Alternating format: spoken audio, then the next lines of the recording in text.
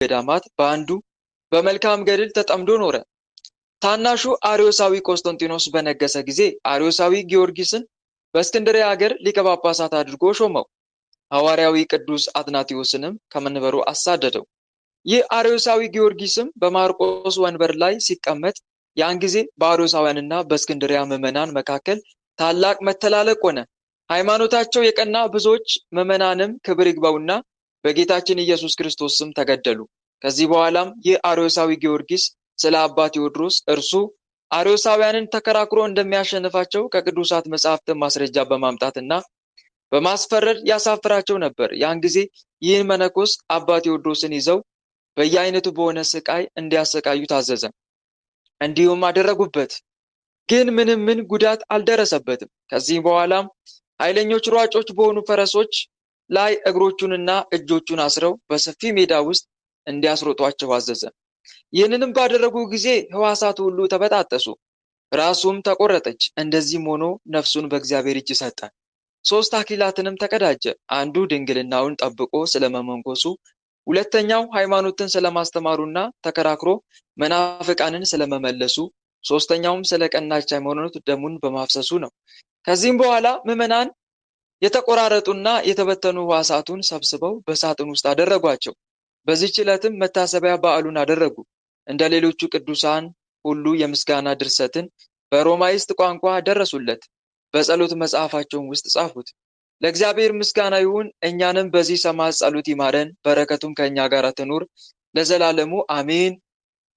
ሰላም ለከ ቴዎድሮስ መነኮስ እሱረ አይጋር ወአይዳው በእግረ ፈረስ እማይለ ሩጸቱ ፍሉ አምሳለ ነፋስ እማባልከ ተመቲራ ለእንተ ሰረረት ርእስ እግዚአብሔር አስተቀጸላ በአክሊል ሰላስ። በዚህች ዕለት የሀገረ መሪውት 40 ሰማዕታትና የሌሎች 40 ሰማዕታት የመነኮስ ገብረ ክርስቶስም መታሰቢያቸው ነው። በረከታቸውም ከኛ ጋር ትኑር ለዘላለሙ አሜን። ዳግመኛም በዚህች ቀን አውሳቤዎስ ታማን ሀርዋግና ባኮስ የተባሉ የሀገረ እስና 4 መኳንንት የዕረፍታቸው መታሰቢያ ነው። እሊህም ቅዱሳን ለእስና ሀገር ምሰሶቿ ነበሩ፣ ጸሐፊዎቿም ነበሩ። ለብዙዎች ድሆችና ምስኪኖች ይመጸውቱ ነበር። ወደዚያች ሀገርም መኮንኑ አርያኖስ ዳግመኛ በተመለሰ ጊዜ እኛ ክርስቲያን ነን፣ ክብር ይግባውና ሰማይና ምድር በጸኑበት በጌታችን በኢየሱስ ክርስቶስ እናምናለን በማለት በግልጥ በፊቱ እየጮሁ ተቀበሉት። አርያኖስም ሰምቶ በየራሱ በሆነ ስቃይ አሰቃያቸው። ከዚህም በኋላ ራሶቻቸውን በሰይፍ ቆረጠ። የምስክርነትን አክሊል ተቀበሉ። ለእግዚአብሔር ምስጋና ይሁን፣ በረከታቸውም ከኛ ጋር ትኑር ለዘላለሙ አሜን። ሰላም እብል መኳንንተ ርብአ ዘያጸግቡ ሩበ ወዘያረወዩ ጽሙአ ሀገሪተ እስና ያመዝብር አመ አርያኖስ ወፃ በእንተ ክርስቶስ ይኩኑ ስምዓ እምነ ሕዝቦሙ ቀደሙ መጺአ። ሰኔ 6 ቀን የሚከበሩ ዓመታዊ ቅዱሳን በዓላት፣ አንደኛ ቅዱስ አባ ቴዎድሮስ ሰማዕት፣ ሁለተኛ አባ ገብረ ክርስቶስ፣ ሶስተኛ 40 ሰማዕታት። ወር በገባ በ6 የሚከበሩ ወርሃዊ ቅዱሳን በዓላት፣ አንደኛ ቅድስት ደብረ ቁስቋም፣ ሁለተኛ አባታችን አዳምና እናታችን ሔዋን፣ ሶስተኛ አባታችን ኖህና እናታችን ሃይከል፣ አራተኛ ቅዱስ ኤልያስ ነቢይ፣ አምስተኛ ቅዱስ ባስልዮስ ዘቂሳርያ፣ ስድስተኛ ቅዱስ ዮሴፍ አረጋዊ፣ ሰባተኛ ቅድስት ሰሎሜ፣ ስምንተኛ አባ አርከ ስሉስ፣ ዘጠነኛ አባ ጽጌ ድንግል፣ አስረኛ ቅድስት አርሴማ ድንግል። መልካሙን ገድል ተጋድያለሁ፣ ሩጫውን ጨርሻለሁ፣ ሃይማኖቴን ጠብቄአለሁ። ወደፊት የጽድቅ አክሊል ተዘጋጅቶልኛል። ይህንንም ጻድቅ ፈራጅ የሆነው ጌታ ያን ቀን ለእኔ ያስረክባል። ደግሞም መገለጡን ለሚወዱት ሁሉ እንጂ ለእኔ ብቻ አይደለም። ሁለተኛ ጢሞቴዎስ ምዕራፍ 4 ቁጥር 7 ጌታ ሆይ ከብልጽግናቸው ብዛት የተነሳ ብዙ መባ ካገቡት ይልቅ የድሃይቱን አነስተኛ መባ እንደተቀበልን ለሁል ጊዜ የሚያገለግሉ አእላፍ መላእክትን እያሳሰብን በችግራችን ጊዜ የምናቀርብልን ምስጋና ተቀበል። እናንተም ቅዱሳን ነቢያት፣ የወንጌል ሰባኪያን ሐዋርያት፣ ሰማዕታትና ጻድቃን፣ ትጉሃን መላእክት፣ ፍጹማን ደናግል እንዲሁም ደጋጎች መነኮሳት ሆይ ልጅ አዋቂ ሳይለይ የምንሰባሰብበትን ይህንን ጉባኤያችንን ባርኩልን። ይህን መጽሐፍ ወረቀት አዘጋጅቶ ብራና ደምጦ የጻፈውና ያጻፈውም ከግዕዝ ወደ አማርኛ የተረጎመውን ቃለ ንባቡን በእርጋታ መንፈስና በተመስጦ ሊና ያነበበውን ያዳምጠውን በደለኛን ሁሉ የምታስምር የጌታ እናቱ በማርያም ጸሎት ኢየሱስ ክርስቶስ በአንድነት ይማረን፣ አሜን። የሰማነውን አምላካችን ልዑል እግዚአብሔር በልቦናችን ጽላት ላይ ጻፍልን፣ በአእምሯችንም ላይ ይቅረጽልን። ቸሩ መድኃኔዓለም ከቅዱሳኑ ረድኤትና በረከትን ያሳትፈን። በምልጃቸውም ከኃጢአታችን ያንጻን፣ ከበደላችንም ይጠበን። የስሙ ቀዳሽ የመንግስቱን ወራሽ ለመሆን ያብቃን። ልባችንም ለጽድቅ ስራ ያነሳሳልን። ወደ ቀናውና ወደ ምሕረት ጎዳናው ይምራን። ፍጻሜያችንም ያሳምርልን፣ አሜን። አባታችን ሆይ በሰማያት የምትኖር ስምህ ይቀደስ፣ መንግስትህ ትምጣ፣ ፈቃድህ በሰማይ እንደሆነች እንዲሁም በምድር ትሁን። የዕለት እንጀራችንን ስጠን ዛሬ፣ በደላችንንም ይቅር በለን እኛም የበደሉንን ይቅር እንደምንል። አቤቱ ወደ ፈተና አታግባን፣ ከክፉ ሁሉ አድነን እንጂ መንግስት ያንተ ናትና፣ ኃይል፣ ክብር፣ ምስጋና ለዘላለሙ አሜን። እመቤታችን ቅድስት ድንግል ማርያም ሆይ በመልአኩ በቅዱስ ገብርኤል ሰላምታ ሰላም እንልሻለን። በሐሳብሽ ድንግል ነሽ፣ በስጋሽም ድንግል ነሽ። የአሸናፊ የልዑል እግዚአብሔር እናት ሆይ ሰላምታ ላንቺ ይገባሻል። ከሴቶች ሁሉ ተለይተሽ አንቺ የተባረክሽ ነሽ፣ የማኅፀንሽም ፍሬ የተባረከ ነው። ጸጋን የተመላሽ ድንግል ሆይ ደስ ይበልሽ። ጸጋን የተመላሽ መመኪያችን ሆይ ደስ ይበልሽ። ጸጋን የተመላሽ አማላጃችን ሆይ ደስ ይበልሽ። ልዑል እግዚአብሔር ከአንቺ ጋር ነውና ከተወደደው ልጅሽ ከጌታችን ከመድኃኒታችን ከኢየሱስ ክርስቶስ ዘንድ ይቅርታንና ምሕረትን ለምኝልን ኃጢአታችንም ያስተሰርይልን ዘንድ ለዘላለሙ አሜን። አሜን አሜን አሜን። እህት ወንድሞች፣ የዕለቱን ስንክሳር አዳምጠን ተመልሰናል። አሁን ቀጥታ የምንገባው ከዕለቱ ስንክሳር ምን እንደተማማርን የምንመለከት ይሆናል። እግዚአብሔር አምላክ ለሁላችንም ማስተዋሉን ያድለን፣ ሚስጥሩን፣ ጥበቡን፣ ዕውቀቱን ይግለጽልን፣ አሜን። እህት ወንድሞች፣ በሰኔ 6 ቀን ታስበው ከሚውሉ ቅዱሳን መካከል ከእስክንድርያ ከተማ የሆነ መነኮስ አባ ቴዎድሮስ በሰማዕትነት ያረፈበት ቀን ነው። መነኮስ አባ ቴዎድሮስ ይህ ቅዱስ ንጹሕ ቅዱስ ተጋዳይ በእስክንድርያ ከሚገኙ ገዳማት በአንዱ በመልካም ገድል ተጠምዶ የኖረ አባት ነው እና ታናሽየው በሱ ዘመን ታዲያ ታናሽየው አርዮሳዊ ቆስጠንጢኖስ ነግሶ ነበረ። አርዮሳዊ ቆስጠንጢኖስ ከነገሰ በኋላ ደግሞ በቤተክርስቲያን ታላቅ ስደት አምጥቶ ነበረ። እንደውም ቅድስት ሃይማኖትን ለማጥፋት ኦርቶዶክስ ተዋሕዶ እምነትን ለማጥፋት ምን እያደረገ ነበረ? የራሱን ሊቀ ጳጳስ እየሾመ ነበር። እውነተኛ ሊቀ ጳጳሳትን እያሳደደ የራሱን ሊቀ ጳጳስ ደግሞ ይሾም ነበረ በዛ ሰዓት ማለት ነው። ታዲያ ሐዋርያዊ ቅዱስ አትናቴዎስም ከመንበሩ አሳደደው። ይህ አርዮሳዊ ጊዮርጊስም በማርቆስ ወንበር ላይ ተቀመጠ። ከዛ በኋላ እርስ በርስ መተላለቅ ተፈጠረ። በአርዮሳውያንና በእስክንድርያ ምዕመናን መካከል ታላቅ መተላለቅ ሆነ።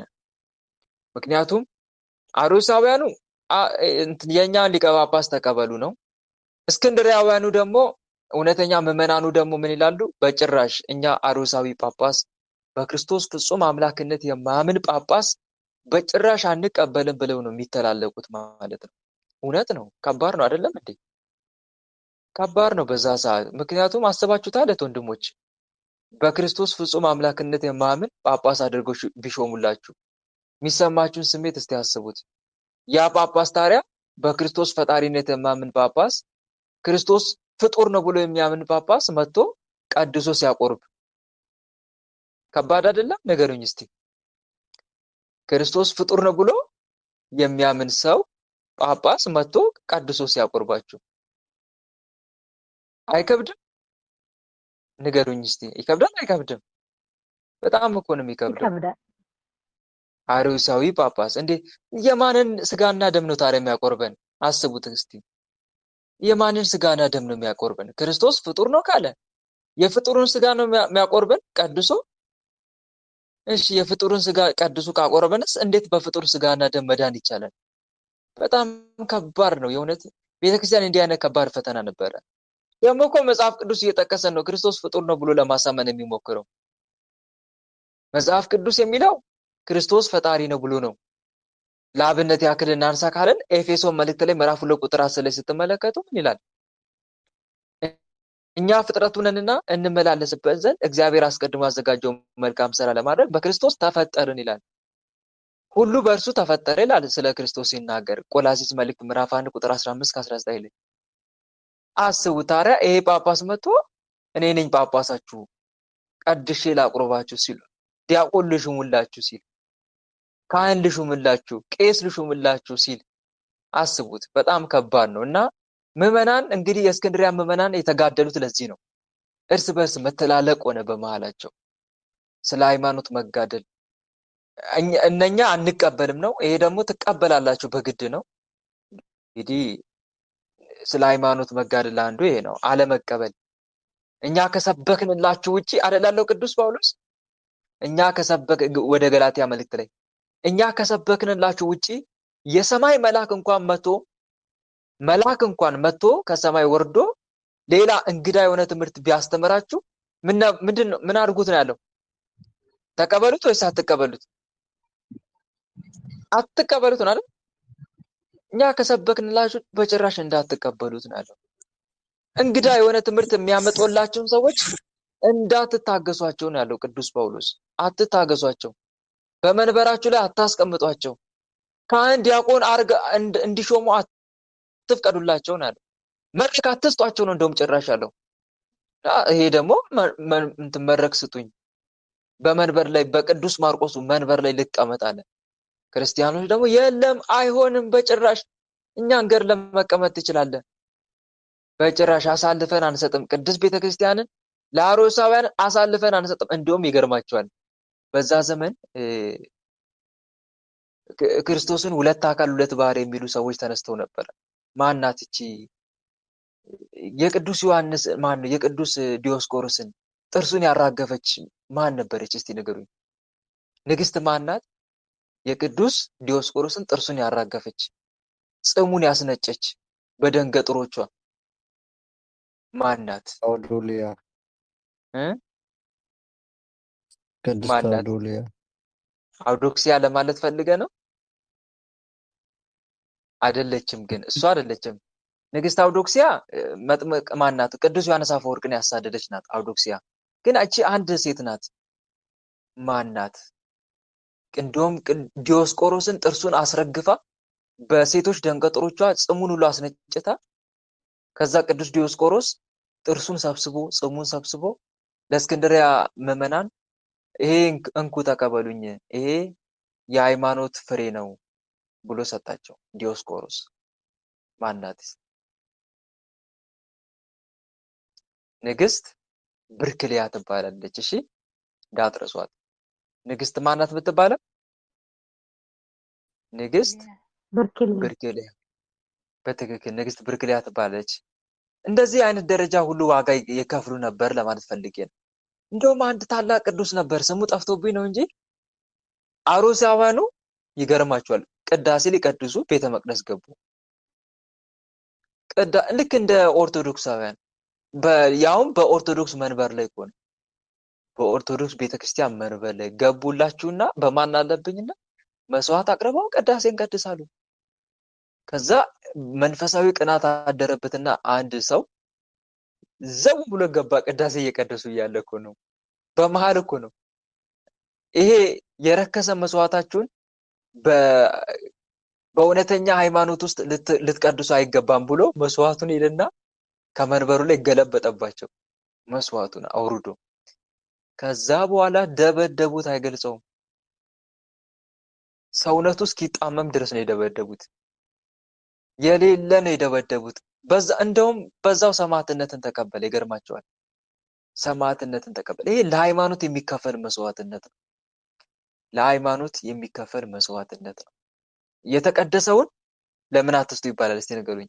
እንቋችሁን በሪያዎች ፊት አትጣሉ። የተቀደሰው ለምን አትስጡ? ለውሾች አትስጡ። ለውሾች አትስጡ። በትክክል።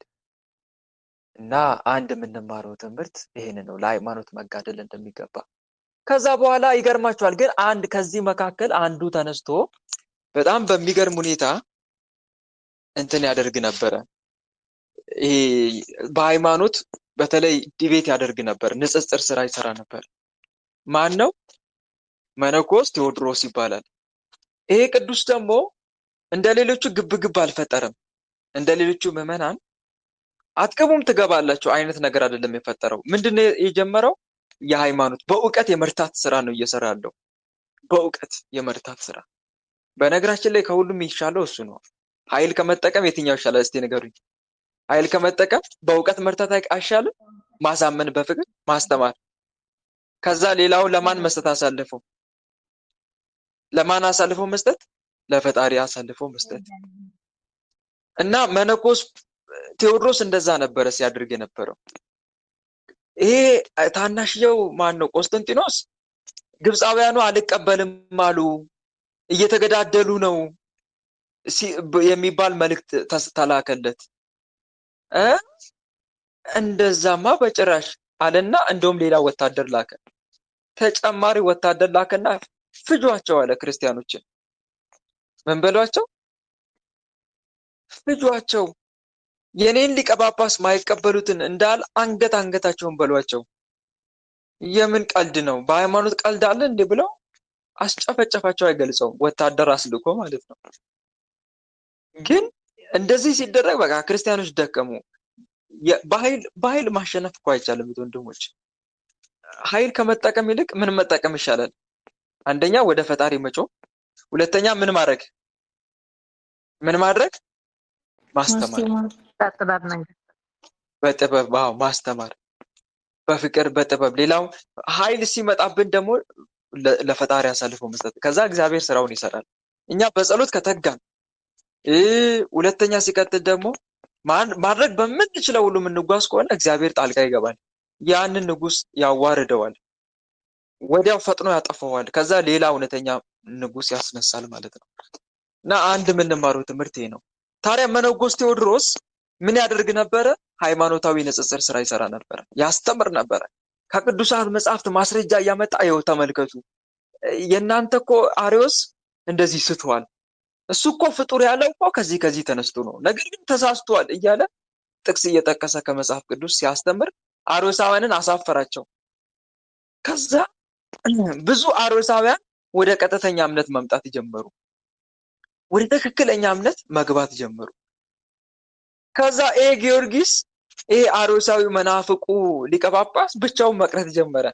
ሰው ሁሉ ወደ የቴዎድሮስን ትምህርት እየሰማ ወደ ቀጥተኛ እምነት መግባት ጀመረ። ተመልከቱ። በምንድን ነው ይሄ ሁሉ? በኃይል ወይስ በጥበብ?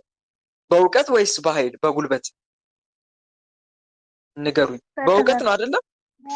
በጥበብ በእውቀት። እና ተመልከቱ። ከዛ ሰው ሁሉ ወደ ማን መምጣት ጀመረ? ወደ መነኮስ ቴዎድሮስ። ምክንያቱም በማስረጃ ነው የሚያወራው፣ በሚገባ ነው የሚያስተምረው፣ በሚገባቸው መንገድ ማስረጃ ሁሉ እየጠቀሰ። ከዛ ግራ ገባቸው። አሃ እኔ ያሳመንኳቸውን፣ እኔ ወደ አርዮስ ትምህርት ያስገባዋቸውን ልጆችን እየነጠቀብኝ ነው መነኮስ ቴዎድሮስ የሚባለው፣ ይዛችሁ አምጡት ብለው ይዘው ታመጡ። ከዛ በኋላ አሰቃዩት፣ በጣም ብዙ ስቃ አሰቃዩት። ግን እግዚአብሔር አምላክ እየጠበቀው ስለሆነ ምንም ጉዳት አልደረሰበትም። መጨረሻ ላይ ከዛ በፈረስ ጭራ ነው አስረው ያስጎተቱት። በስለታማ ድንጋዮች ላይ፣ በተራራዎች ላይ አስጎተቱት። ሰውነቱ እንዳለ ተበጣጠሰ። ከዛ አንገቱ ተቆርጣ ለብቻዋ ቀረች። በዚሁ ሰማዕትነቱን ፈጸመ። መነኮስ ቴዎድሮስ። አያችሁ አይደል? እዚህ ጋር አንድ ነገር ትማራላችሁ። ሰይጣን እውነት የሌላቸው ሰዎች ተከራክረው መርታት ሲያቅታቸው ምንድነው የሚጠቀሙት? ነገሩኝ እስቲ። ምንድነው የሚጠቀሙት? ኃይል ወደ መጠቀም ነው የሚሄዱት። ኃይል ይጠቀማሉ። በቃ አማራጫቸው እሱ ነው። ስታሳፍሯቸው ምን ይላል እኮ መጽሐፍ እኮ ይናገራል። መጽሐፈ ምሳሌ ምዕራፍ 29 ምዕራፍ 29 ቁጥር 9 ላይ ጠቢብ ከሰነፍ ጋር ቢጣላ ሰነፍ ወይ ይቆጣል ወይ ይስቃል፣ እረፍትም የለውም ይላል። ወይ ይቆጣል ወይ ደግሞ ይስቃል። ይስቃል ማለት ያፌዝባል ማለት እኮ ነው። ከመቀበል ይልቅ ያፌዝባል እውነት ስትነግረው። በሰነፍ ጆሮ አንዳች አትናገር፣ የቃልን ጥበብ ያፌዝባል። ወይ ይሰድባል ወይ ይቆጣል ወይ ይደበድባል። ሊደበድብ ሁሉ እኮ ይችላል፣ አሳፈርከኝ ብሎ ኃይል ሊጠቀም ይችላል። ወይ ደግሞ ምን ያደርጋል? ይሰድባል ወይ ደግሞ ስምን ያጠፋል። እውነት የሌለው ሰው እንደዛ ነው። ሰው ሁሉ ጽድቅን ይፈልጋታል ይላል መጽሐፈ ጦቢት ምዕራፍ 4 ቁጥር 36 ላይ ምዕራፍ 4 ቁጥር 36 ትክክል። ሰው ሁሉ ጽድቅን ይፈልጋታል፣ ሰማይም በእርሷ ጸንቶ ይኖራል። እውነት ነገር በያዘ ሰው ክፉ ነገር አይገኝም ይላል። እውነት ነገር በያዘ ሰው ክፉ ነገር አይገኝም። ስለዚህ እህት ወንድሞች ሁሌ ከእውነት ጎን የምንቆም ከሆነ ፈተናን ሁሉ ድል መንሳት እንችላለን፣ ማሸነፍ እንችላለን። ማንም አንገታችን ሊያስደፋ አይችልም። ግን አንድ ነገር ልንገራችሁ፣ እውነት ለማስረዳት ብለው ደግሞ አንዳንድ ሰዎች የሚጣሉ ሰዎች አሉ። እውነተኛ መሆናቸውን በኃይል ለማሳመን የሚታገሉ ሰዎች አሉ። የሉም አሉ? ንገሩኝ እስቲ። የሉም አሉ? እውነትነታቸውን ካልተረዱላቸው ኃይል መጠቀም ይፈልጉ። ይሄ ትክክል አይደለም ወንድሞች። እውነተኛ ከሆንክ እውነተኛነትን በኃይል ለማሳመን አትሞክር። በትዕግስት ነው ማሸነፍ የምትችለው። ታገስ። እውነት ትመነምናለች እንጂ ጨርሱልኝ እስቲ ምን አትልም ይባላል? እውነት ትመነምናለች እንጂ አትቀበርም፣ አትበጠስም። እውነትና ንጋት እያደረ ይጠራል። እውነት የውሸት ባህር ውስጥ ብትገባ ትሟሟለች እንጂ ምን የሚባል አለ? ትሟሟለች እንጂ ምን አትልም፣ አጠፋም የሚባል ነገር አለ። ዞሮ ዞሮ እውነት ያሸንፋል። የኋላ የማታ እውነት ይረታ የሚባል ነገር አለ። ግን እውነተኛ መሆናችሁን ማሳመን የምትችሉት በትዕግስት ነው። ጊዜ ያወጣዋል እውነተኛ መሆናችሁን። ከጊዜ በኋላ እውነተኛነታችሁ እየተገለጠ ይመጣል እንጂ እውነተኛነታችሁ መቼም ቢሆን ተቀብሮ አይቀርም። ግን አንዳንድ ሰዎች እውነተኛ መሆናቸውን ለማሳመን ኃይል ይጠቀማሉ። እውነት የያዘ ሰው ሲጀመር ትዕግስትን ገንዘብ ያደርጋል እኮ። ትዕግስትን ገንዘብ ያደርጋል። እውነት ምንጊዜም ትዕግስት ያለው ሰው ምንጊዜም እውነት ከሱ ጋር አለ ማለት ነው። ምክንያቱም እሱ አይጮህም፣ ደግሞ እውነቱን ለማሳወቅ አይጮህም፣ አይከራከርም። እንደውም ውሸታቸውን ለመደበቅ የሚሞክሩ ሰዎች ይጮሃሉ። ውሸታቸውን ለመደበቅ የሚሞክሩ ሰዎች ይጮሃሉ፣ አያሰሙም፣ ጊዜ ፋታ አይሰጡም። እና አንድ የምንማረው ትምህርት ይሄ ነው ማለት ነው። ስለዚህ የዛሬው ስንክሳር ይሄ ነው። በነገራችን ላይ በዋናነት የሚያስተምረን መነኮስ ቴዎድሮስን ማሳመን መርታት ሳይችሉ ሲቀሩ ኃይል ተጠቀሙበት። በጣም በአሰቃቂ ግድያ ገደሉት። እግዚአብሔር ግን 3 አክሊል አቀዳጀው። አንደኛው ስለ ንጹህ ምንኩስናው ሕይወቱ፣ በድንግልና መንኩሶ በመጋደሉ፣ ሁለተኛ ደግሞ ሃይማኖትን በማስተማሩ፣ መናፍቃንን ተከራክሮ በመርታቱ፣ ሶስተኛ ደግሞ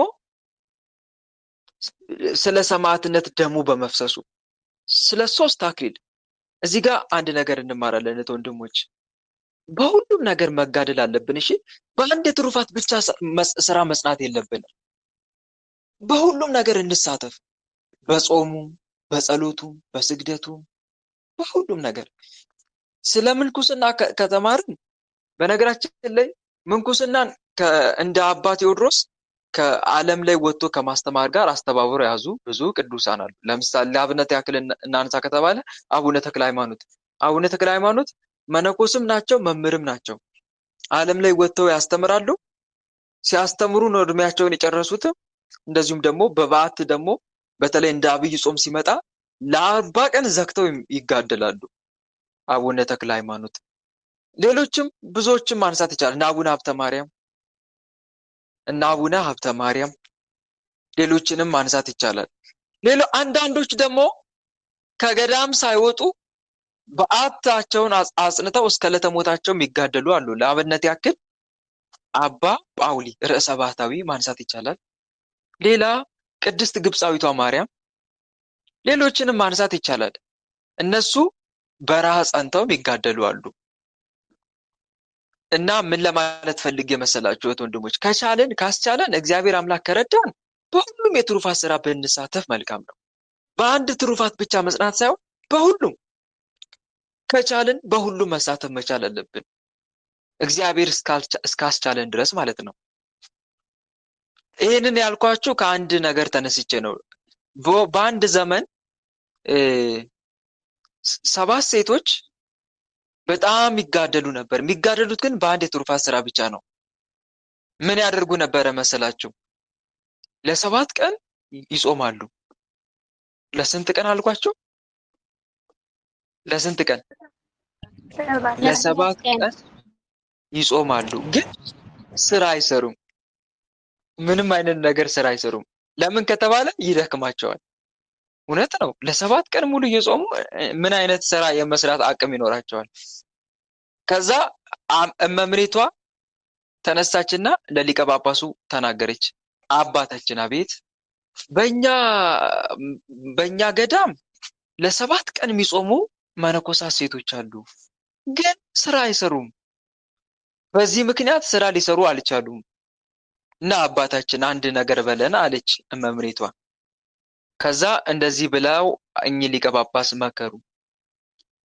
ልጆቼ በአንድ የተጋድሎ ስራ ብቻ አንጽና፣ እግዚአብሔር ካስቻለን በብዙ ነገር እንጽና፣ በሁሉም የበረከት ስራ እንሳተፍ። በአንድ የበረከት ስራ ብቻ አይደለም መጽናት ያለብን፣ ሁሉን ነገር ደግሞ በልክ እናድርጋሉ። ሁሉን ነገር በምን እናድርግ? በልክ እናድርግ። እንደ አቅማችሁ ጹሙ። ቢያንስ በቀን አንድ ከጾማችሁ በቂ ነው። ከዛ ሌላ ስራ መስራት እስኪያቅታችሁ ድረስ አይደለም በአንድ ትሩፋት ብቻ፣ በሁሉም ነገር ስትሳተፉ እግዚአብሔር አምላክ ከሁሉም ደግሞ በረከት ያሳትፋችኋል እንጂ በአንድ ጽድቅ ስራ ብቻ አትጽኑ። እኔን ተመልከቱኝ፣ እኔ እንደውም ፀሐይ እስከምትጠልቅ ድረስ ጠብቄ አልቆይም እያሉ ሁሉ ሲመክሯቸው ነበር። ታስታውሳላችሁ አይደል? ስንክሳር ላይ አንብቤላችሁ ነበር ይህን ነገር። አስታወሳችሁ? ሰምተን ተማምረናል እኮ ከዚህ በፊት ስለዚህ ጉዳይ። ከዛ በኋላ በሁሉም የበረከት ስራ እንዲሳተፉ ነገሯቸው። እነኛ ለ7 ቀን የሚጾሙት መነኮሳት ሴቶች ከዛ በሌላም የበረከት ስራ አብረው መሳተፍ ጀመሩ፣ የሊቀ ጳጳሱን ምክር ከሰሙ በኋላ ማለት ነው። እና አንድ የምንማረው ትምህርት ወንድሞች እዚህ ጋር ምንድን ነው? በሁሉም የጽድቅ ስራ መሳተፍ እንዳለብን ነው። አሁን ተመልከቱ፣ መነኮስ ቴዎድሮስ በ3 የበረከት ስራ ተሳትፎ ነበር። አንደኛ በምን ንገሩኝ እስቲ? በምንኩስና አትሉም እንዴ? በተጋድሎ በድንግልና ጸንቶ በምንኩስና ህይወት። ሁለተኛውስ? መናፍቆች ወንጌልን በማስተማሩ የንጽጽር ግሩፕ እንደሚሰሩት እኮ ነው። አሁን በቲክቶክ በሶሻል ሚዲያ ሙስሊሞችን ለመመለስ የሚታገሉ ፕሮቴስታንቶችን ለመመለስ የሚታገሉ ወንድሞቻችን የለም? እንደዛ አይነት ስራ ማለት ነው። እውነተኛውን ነገር ማሳወቅ፣ ትክክለኛ ሃይማኖት የትኛው እንደሆነ የማድረግ ስራ ይሰራ ነበር። ወንጌልን የማስተማር ስራ ይሰራ ነበረ። በዚህ ይሳተፍ ነበረ።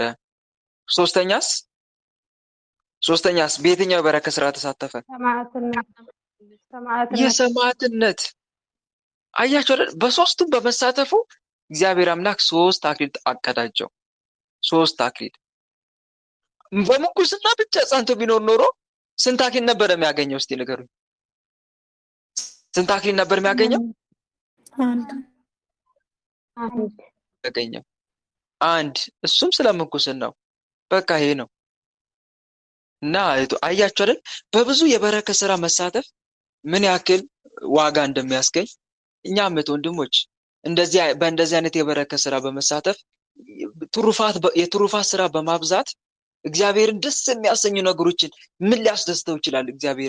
እግዚአብሔር ፈጣሪ በምን የበረከት ስራ ብሳተፍ በምን ስራ ብሳተፍ ሊደሰትብኝ ይችላል እያልን በሰማይ ዋጋችን መጨመር ማብዛት አለብን። እስቲ አንድ ነገር ምሳሌ ልንገራችሁ። አንድ ሰው ባንክ የሚቆጥብ ከሆነ ገንዘቡ እያደገለት የሚሄድ ከሆነ እና ሄዶ ቡኩን ሲመለከት ይሄን ያክል ገንዘብ ተቀምጦላል ሲል ሐሴት ሲያደርግ የበለጠ ለማብዛት ከዛ በኋላ ይጥራል አይጥርም? ንገሩኝ እስቲ። አብዝቶ ሴቭ ለማድረግ ይጥራል አይጥርም? ልክ እንደዛ ማለት ነው። ልክ እንደዛ ነው። እኛም ወንድሞች በሰማይ እኛ ብዙ በተጋደልን ቁጥር በብዙ የበረከት ስራ በብዙ ነገሮች በተሳተፍን ቁጥር በሰማይ ያለንም ክብር እንደዛው እየጨመረ ስለሚሄድ በመልካም ስራዎች ሁሉ መሳተፍ እንዳለብን ከዛሬው ስንክሳር እንማራለን ማለት ነው። በእውነት የቅዱስ አባ ቴዎድሮስ የታላቁ ሰማዕት ቴዎድሮስ ረድኤትና በረከት በእኛ ላይ ይደርብን፣ አሜን። ሌላው በዛሬው ስንክሳር ታስበው ከሚሉ ቅዱሳን መካከል የሀገረ እስና 4 መኳንንት ያረፉበት ቀን ነው። እሊህ ቅዱሳን ለእስና ሀገር ምሰሶቿ ነበሩ። 4 መኳንንት ናቸው። ጸሐፊዎቿም ነበሩ። ለድሆች ምስኪኖች ይመጸውቱ ነበር እና ወደዚያች ሀገር መኮንኑ አርያኖስ መጣ። ከዛ በተመለሰ ጊዜ እኛ ክርስቲያን ብለው ጮሁ። 4ቱን መኳንንት አሳረዳቸው። ከዛ በኋላ እነኛ 4ቱም ቅዱሳን አክሊል ተቀበሉ። እነኚህ ቅዱሳን ማን ናቸው? እስቲ የትኛው ፊልም ላይ ነው ያያችሁት? መንፈሳዊ ፊልም ላይ ግን አሉ። የትኛው ፊልም ላይ ነው የምታስታውሷቸው? 4ቱም መኳንንት የአገረ እስና የደም ተራራ ቃልት ያሰማልነታችን በትክክል የደም ተራራ መንፈሳዊ ፊልም ላይ አሉ 4ቱ ቅዱሳን።